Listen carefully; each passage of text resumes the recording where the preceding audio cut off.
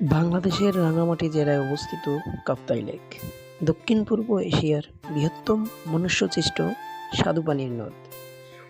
১৯৫৬ সালে কর্ণফুলী নদীর উপর কাপ্তাই বাঁধ নির্মাণের ফলে এর সৃষ্টি হয়। এটি মূলত জলবিদ্যুৎ উৎপাদনের জন্য তৈরি হলেও বর্তমানে দেশের অন্যতম প্রধান পর্যটন কেন্দ্র ও মিঠা পানির মাছের উৎস হিসেবে ব্যবহৃত হচ্ছে। রাঙামাটিতে বেড়াতে আসা পর্যটকদের প্রধান আকর্ষণ হল এই লেকের নৌবিহার বা ট্রলার ভ্রমণ। কাপ্তাই লেকের নীল জলরাশি আর সবুজ পাহাড়ের মিতালি যেন এক জীবন্ত কবিতা।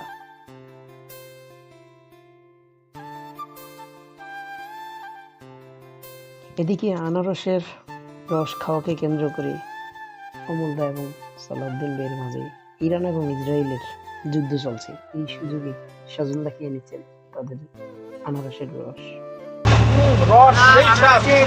সেই রস না খেতে পেরে সালাউদ্দিন ভাই বললেন, ঠিক আছে।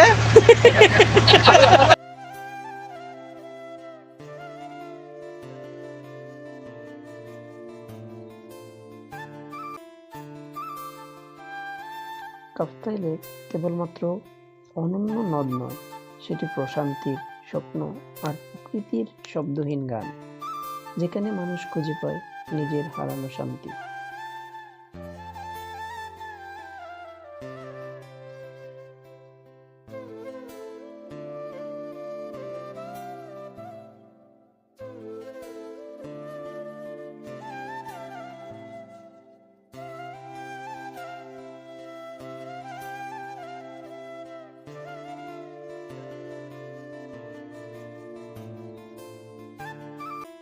অবশেষে চলে আসলাম আমাদের সেই কাঙ্ক্ষিত জায়গা, রাঙামাটির বুকে লুকিয়ে থাকা এক টুকরো প্রশান্তির স্থান, শুভলং ঝর্ণা।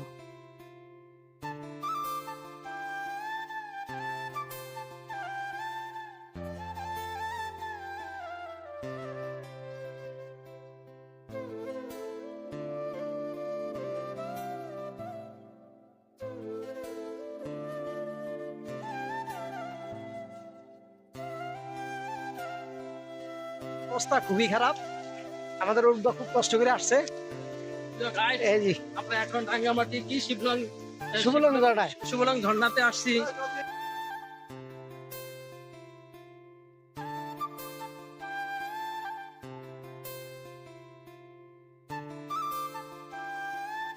প্রকৃতির সবটুকু সৌন্দর্য যেন এক শুভলং ঝর্ণায় এসে মিশেছে।